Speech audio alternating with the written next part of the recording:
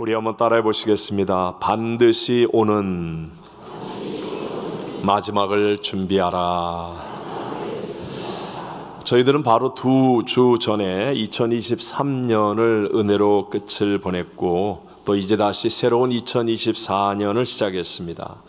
하나님께서 해마다 이렇게 하시는 이유는 시작하는 우리들에게 마지막이 있음을 기억하고 잘 준비하게 하심이 아니겠습니까? 무엇이든지 시작이 있으면 끝이 있는 법입니다. 태어날 때가 있으면 반드시 죽을 때가 있고요. 오늘 2부 예배 졸업식을 갖는 제자훈련도 어렵게 시작했어도 이렇게 기쁨으로 마칠 때가 있습니다. 이 세상의 모든 역사가 그렇습니다. 하나님께서 천지를 창조하시고 시작하셨듯이 언젠가는 하나님께서 끝을 내십니다. 물론 하나님께서 시작하실 때 의논하지 않으셨던 것처럼 이 세상을 끝내실 때도 우리와 의논하지는 않으실 것입니다. 그러나 역사의 시작을 성경에서 밝혀주듯이 역사의 끝에 대해서도 성경에서 분명하게 말씀하고 계십니다. 여러분, 한 사람의 일생에 있어서 가장 중요하고 큰 사건, 절대적인 영향력을 가진 것이 무엇이라고 했습니까? 그것은 바로 죽음입니다.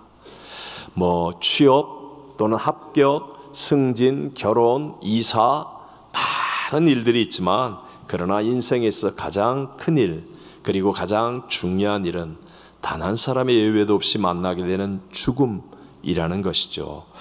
이처럼 반드시 모든 사람이 만나게 될 이 마지막에 구원을 받느냐 받지 못하느냐는 정말로 중요한 일입니다. 믿음의 결국도 영혼의 구원을 위해서 지금 우리들이 신앙생활하고 있는 것이죠. 목사로서 가장 중요하고 간절하게 또 어려운 숙제와 같이 힘든 것은 저와 여러분이 만나게 될 이 마지막 세상의 끝에서 우리는 하나님 앞에 과연 모두가 다 구원을 받는 자리에 서게 되는 것, 이것이 저에게는 가장 큰 숙제입니다.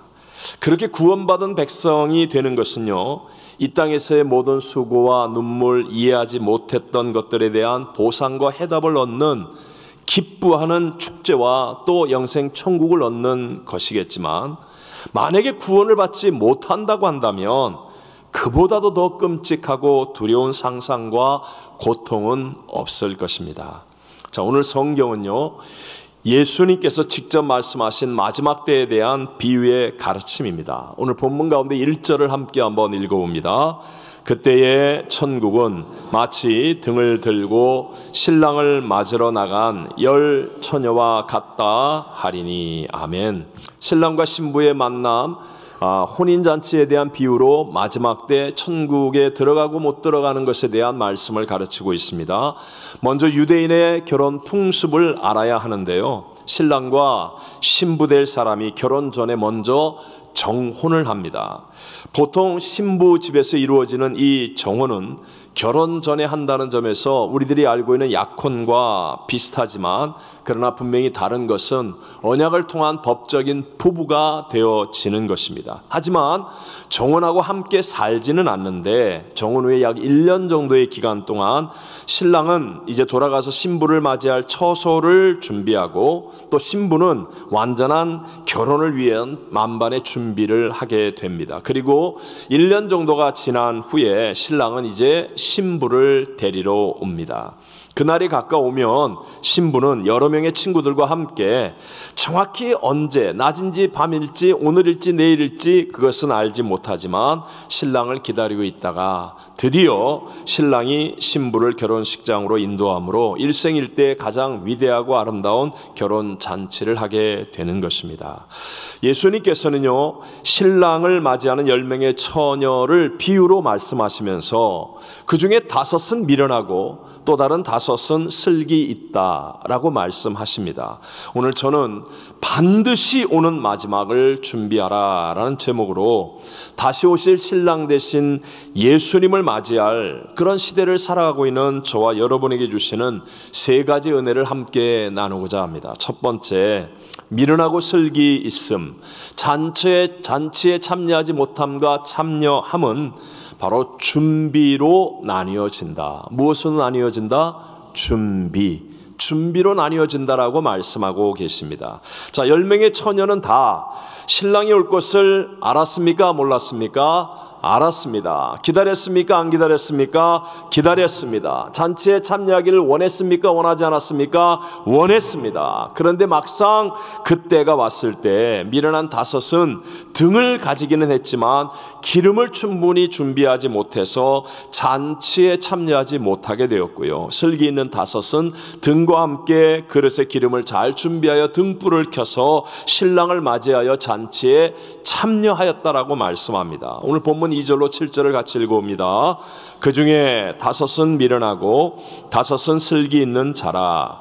미련한 자들은 등을 가지되 기름을 가지지 아니하고 슬기 있는 자들은 그릇에 기름을 담아 등과 함께 가져갔더니 신랑이 더디 오므로 다 졸며 잘세.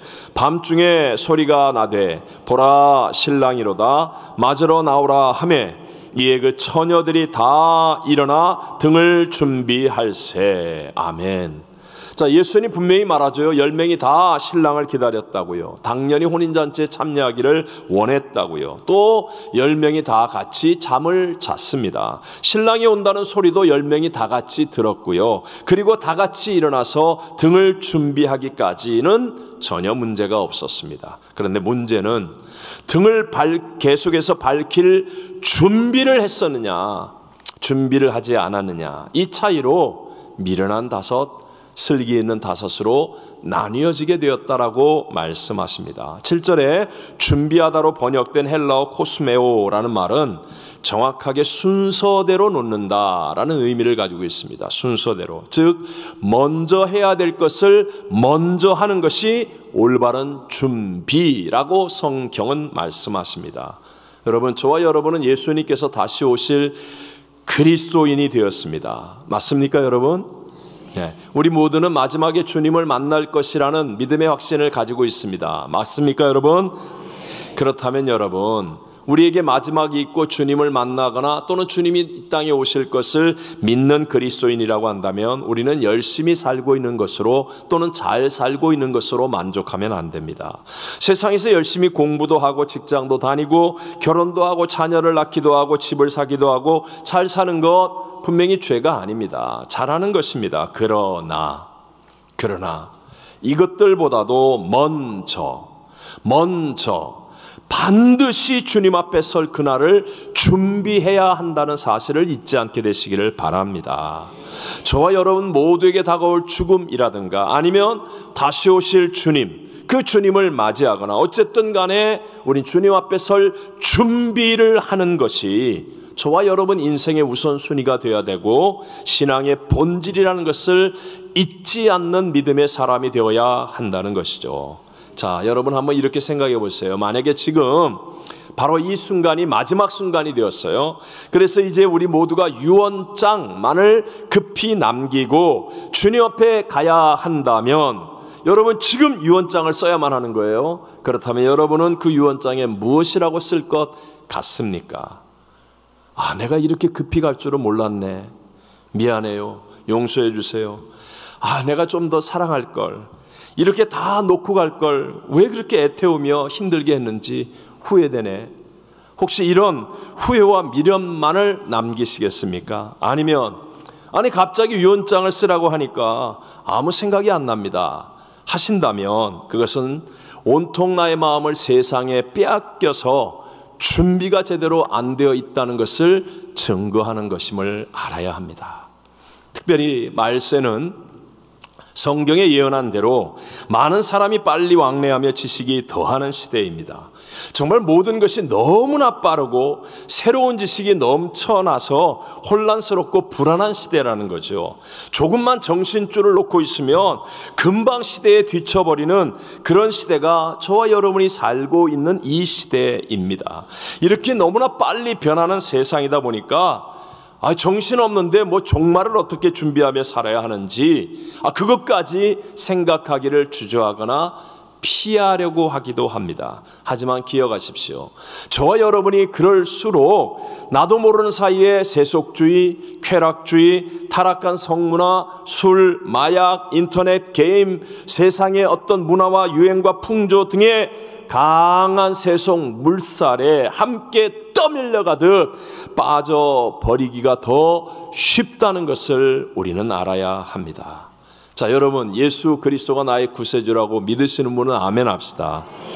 그렇다면 우리는 예수님이 곧 다시 재림에 오실 그 주님이라는 가장 중요한 진리도 믿고 있는 사람인 줄로 믿습니다. 우리는 반드시 신랑으로 오실 예수님을 맞이할 신부와 같이 준비해야 한다는 것이죠. 이 준비의 우선순위를 잘 두면, 그래서 먼저 그의 나라와 그의 일을 똑바로 딱 구하는 사람이 되어지면, 그러면 세상이 아무리 빨리 가고 지식이 흘러 넘쳐서 우리를 혼란스럽게 한다 할지라도 휘둘림을 당하지 아니하고 먼저 그의 나라와 그의 일을 구하는 자에게 모든 것을 더해 주시는 하나님의 역사하심과 복주심을 우리의 삶 속에 누리며 승리하게 될 줄로 믿습니다. 바로 앞장이죠. 마태복음 24장에 보면 우리 주님으로부터 책망을 받는 종이 나옵니다. 왜 주님으로부터 책망을 받게 되었을까요? 왜 주님으로부터 그 종은 버림을 받았을까요? 그 이유는 한 가지, 주인이 더디 오리라고 생각하고 행동했기 때문이었습니다. 함께 우리 마태복음 24장 48절로 51절만 읽어봅니다. 만일 그 악한 종이 마음에 생각하기를 주인이 더디 오리라 하여 동료들을 때리며 술 친구들과 더불어 먹고 마시게 되면 생각하지 않은 날 알지 못하는 시각에 그 종의 주인이 이르러 엄히 때리고 외식하는 자가 받는 벌에 처하리니 거기서 슬피 울며 이를 갈리라. 아멘. 이유는 하나, 주인이 더디 오리라 라고 생각하며 살기를 아무렇게나 살았다는 거예요. 그러나 주님은요, 생각하지 않은 날 알지 못하는 시간에 반드시 오신다는 것입니다. 그리고 더디 오리라 라고 생각하고 행동했던 자가 벌을 받게 된다라고 성경은 말씀합니다. 사랑하는 귀한 이부예배 성도 여러분, 우리 주님이 다시 오시고 또 내가 주님 앞에 설 그날이 반드시 있다는 사실을 생각하고 준비하는 그런 올바른 믿음의 삶을 살게 되시기를 바랍니다. 자, 두 번째, 그럼 준비해야 되는 기름이 무엇이겠습니까? 내가 준비해야 되는 기름은 바로 성령님을 따라 사는 삶입니다. 누구를 따라 사는 삶이라고요? 성령님을 따라 사는 삶이에요. 여러분, 예수님께서 이제 모든 사역을 다 마치시고 부활하신 후에 제자들에게 나타나시고 그리고 이제 승천하십니다. 예수님 승천하시면 이 땅에서 예수님이 십자가를 통해 이루신 이 어마어마한 복음의 증거의 사명은 오직 제자들만이 감당해야 되는 것이었습니다. 그런데 놀랍게도 제자들이 이 복음을 전하려고 하니까 기다려라. 제자들에게 성령으로 침례를 받을 때까지는 나가서 복음 증거도 하지 말고 아무것도 하지 말고 기다리라고 말씀하십니다. 우리가 너무 잘 아는 성경이지만 중요하니까 사도행전 1장 4절과 5절을 다시 읽어봅니다. 사도와 함께 모이사 그들에게 분부하여 이르시되 예루살렘을 떠나지 말고 내게서 들은 바 아버지께서 약속하신 것을 기다리라. 요한은 물로 세례를 베풀었으나 너희는 몇 날이 못되어 성령으로 세례를 받으리라 하셨느니라. 아멘. 제자들은요, 그 두렵고 떨리는 예루살렘을 떠나지 않고 주님 말씀 붙들고 순종하여 기다렸습니다. 그냥 기다린 게 아니라 간절하게, 철저하게, 정말 비장하게 일심으로 한 마음으로 기도하며 마가네 요한의 다락방에서 기도하며 기다렸습니다. 그래서 열흘째 오순절날이 이를 때 성령이 기도하는 그들 모두에게 임하여 충만하게 되자 놀랍게도 갈릴리 어부 출신의 그 연약한 사람들이 온 세상을 변화시키고 뒤집어 놓는 성령의 권능에 붙잡혀 쓰임받는 위대한 인생이 되어진 줄로 믿습니다. 기억하셔야 합니다. 저와 여러분이 가지고 있는 의욕, 야망, 열정, 여러분 이것은 결코 오래가지 않습니다. 이것으로 하나님 나라의 열매가 온전히 맺혀지지 않는다는 것. 내 힘으로 하잖아요. 내 열정으로 하잖아요. 내 야망과 내 의욕으로 하면, 그러면요 얼마 지나지 않아서 나만 손해보고 있다는 생각이 들어서 억울함을 느끼게 되죠. 그러면서 끝까지 기쁨을 가지고 감사와 감격 속에 주의 일을 감당할 수가 없게 되어지는 거예요. 여러분, 아주 훌륭한 신앙인이요 우리가 본을 삼아야 되는 사도 바울도 이렇게 고백하기까지 했습니다. 내 속 곧 내 육신에 선한 것이 거한다 거하지 아니한다. 거하지 아니하는 줄을 아노니 원함은 내게 있으나 선을 행하는 것은 있다 없다 없노라. 처음에는 모두가 다 선한 뜻으로 시작하지만 내 힘으로 하고 내 의욕으로 하고 내 열정으로 하고 내 야망과 계획을 따라 행하면 얼마 지나지 않아서 우리 모두는 다 처음에 그 순수한 마음과 동기는 변질되어질 수밖에 없고, 나의 이익을 찾고 내가 손해보는 것에 억울해하고 기쁨은 언젠가 사라져버린 그러한 삶이 되어질 수밖에 없다는 거예요. Not I but Christ가 안 되면 내 힘, 내 열정, 내 야망, 내 의욕만을 가지고 행하면 점점 나도 모르는 사이에 관심과 힘이 세상을 향하게 되고 하나님보다는 사람을 향하게 되고 변질되어질 수밖에 없는 것이 연약한 우리 인생이라는 거예요. 연약한 우리 인생. 바울도 그렇고 저도 그렇고 우리 모두도 그렇다는 거예요. 하지만 진리의 영이신 성령님이 예수를 믿는 저와 여러분의 육체를 성전 삼아 우리와 함께 하시면, 그러면 언제나 우리에게 죄에 대하여 의에 대해 심판에 대해 책망하시면서 우리를 온전한 구원의 길로 인도해 주실 줄로 믿습니다.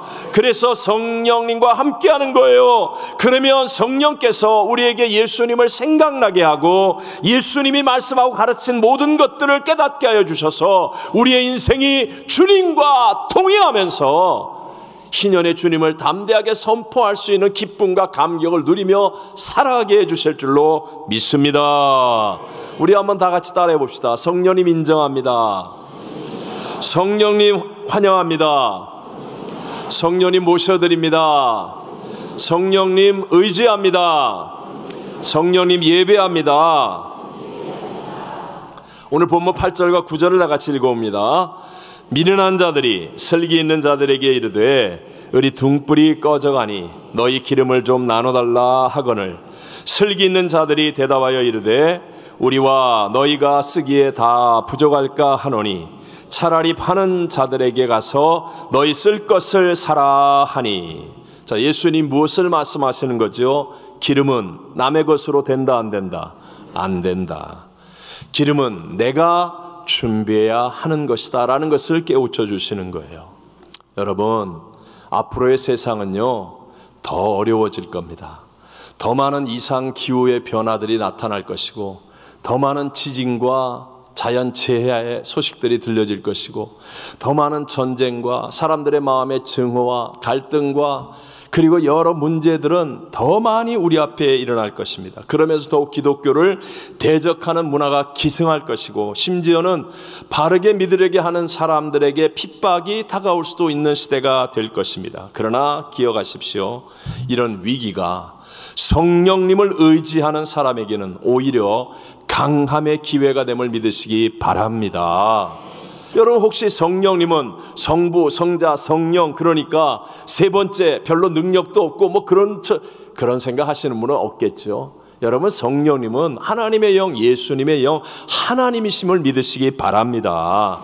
성령님이 우리에게 주시는 약속과 능력은 놀라운 것이에요. 성령과 함께할 때 우리에게 다가온 하나님의 은혜와 사랑과 축복은 감히 상상할 수도 없는 크고 위대한 것이라는 거죠. 아무리 연약한 자라 할지라도 땅 끝까지 이르러 복음을 전할 수 있게 하는 놀라운 권능으로 우리를 붙들어 주시는 분이 성령님인 것을 믿으시고, 여러분, 성령님과 함께 하시고 성령님과 친밀해 주시고 성령님을 따라가는 기름을 잘 준비하는 삶을 살게 되시기를 바랍니다.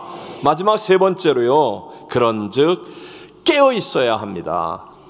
그런즉 어떻게 하라고요? 깨어 있어야 한다. 오늘 비유로 가르쳐 말씀하시는 예수님의 결론이 13절 말씀입니다. 함께 읽어봅니다. 그런즉 깨어 있으라. 너희는 그날과 그때를 알지 못하느니라. 저와 여러분 5분 있다 일어날 일을 알지 못하고 우리 모두가 다 죽고 하나님의 심판대 앞에 설 터이지만 그날과 그때를 모르고 다시 오실 주님은 분명한 약속이지만 그날과 그때를 알지 못한다고 했는데, 그런데 사람들의 관심은 언제나 주님 언제 다시 오시나요? 여기에 있습니다. 그러다 보니까 그 필요에 의해서 많은 이단들이 생겨나게 되지요. 왜냐하면 현실이 너무 힘들고 어려우니까 주님이 오시는 그 타이밍만 알 수 있다면 다 때려치우고 싶은 현실 도피형 크리스천들이 많이 있기 때문에 그런 거예요. 쉽게 살려는 마음 때문에 예수님 다시 오시는 것만 알면 내가 이 힘든 일 다 때려친다. 내가 다 이 구차하고 이런 거 안 한다. 내가 안 한다. 쉽게 살겠다는 마음 때문에 그런 거죠. 우리를 도둑질하고 죽이고 멸망시키려고 하는 원수 마귀는요, 가장 중요한 이 종말을 통해서 크게 두 가지로 우리를 미혹하고 있는데요, 그 중에 하나가 종말의 때에 대해서 무관심하게 만드는 겁니다. 2000년 전부터 종말이라는데 아직까지 종말 안 됐잖아. 내가 죽을지 언제 죽을지 알지 못하는데 뭐 종말에 대해서 그렇게 어렵고 힘들게 생각해? 라게 만드는 거죠. 또 다른 한 가지가 종말로 일상생활을 포기하게 만드는 겁니다. 종말이니까 나 아무것도 안 해. 마지막 시대를 예언하는 다니엘서 12장에서도 결론을 이렇게 말씀하는데요. 함께 다니엘 12장 13절을 읽어봅니다. 너는 가서 마지막을 기다리라. 이는 내가 평안히 쉬다가 끝날에는 내 몫을 누릴 것임이라. 너는 가서 마지막을 기다리라 라고 한글 성경에 되어 있지만 이것이 영어 성경과 원문 성경에는요, As for you go your way till the end라고 분명하게 기록되어 있어요. 그러니까 내 길을 끝까지 가라. 너의 임무를 끝까지 감당해라 라는 말씀인 거예요. 자, 다니엘은 종말에 대한 예언을 직접 듣고 보고 그리고 그것을 기록했는데도 불구하고 자신이 서 있는 그 자리에서 성실하게 현실의 삶을 사는 사람입니다. 자기가 해야 할 일을 게으르지 않고 피하지 않고 숨지 아니하고 이방인으로서 총리가 되어 살면서도 모든 사람이 인정할 만큼 정직하고 성실하게 행하며 살았던 사람이라는 것이죠.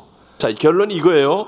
하나님은 이 땅에서 열심히 살되 우리가 이 땅을 이기는 삶이 되기 위해서 천국 지향적으로 살라는 거예요.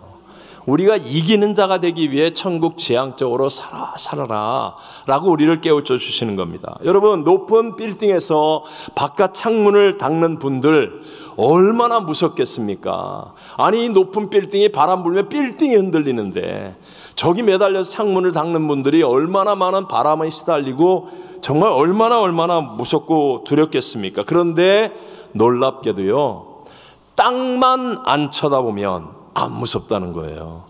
저도 안 해봐서 모르지만 해본 분들이 그래요. 땅만 안 쳐다보면 안 무섭대요. 하늘만 보면 된대. 하늘만. 왜냐? 땅은 거리감이 느껴진답니다. 와, 멀다. 와, 내가 높이 있네. 와. 근데 하늘을 쳐다보면 거리감이 없습니다. 아무리 높은 빌딩 위에서 하늘을 쳐다보거나 이 바닥에서 하늘을 쳐다보나 거리감이 없기 때문에. 여러분, 왜 우리의 인생이 이렇게 아둥바둥 살고 왜 이렇게 걱정이 많고 왜 이렇게 미워하고 갈등하며 삽니까? 땅만 바라보고 있기 때문에. 땅만 바라보고 있기 때문에 저 사람의 머리가 내 머리보다 이쁘다 그러면 시기 질투가 나오고, 땅만 바라보고 있기 때문에 내가 못 들고 있는 가방 들고 나오면 미워지고, 땅만 바라보고 있기 때문에 남들이 뭐 했다 그러면 그냥 마음이 상하고 힘들어지고. 우리 교회는 이런 분이 없으니까 이런 얘기해도 이해가 안 되겠지만, 그러나 세상은 이런 사람들이 많다는 거예요. 그래서 성경은 말하죠. 골로새서 3장 1절 2절을 읽어봅니다. 그러므로 너희가 그리스도와 함께 다시 살리심을 받았으면 위의 것을 찾으라. 거기는 그리스도께서 하나님 우편에 앉아 계시느니라. 위의 것을 생각하고 땅의 것을 생각하지 말라. 아멘. 우리들의 구세주 예수님이 십자가를 지실 때 여러분 그 십자가의 쓴잔이 얼마나 고통스러웠으면 겟세마네 동산에서 땀 뻔히 변하여 핏방울이 되도록 기도하시며 이 잔을 내게서 옮기워 주옵소서. 그러나 결국 기도하시고 내 원대로 마시고 아버지의 원대로 되기를 원합니다 하면서 죽기까지 복종하셨잖아요.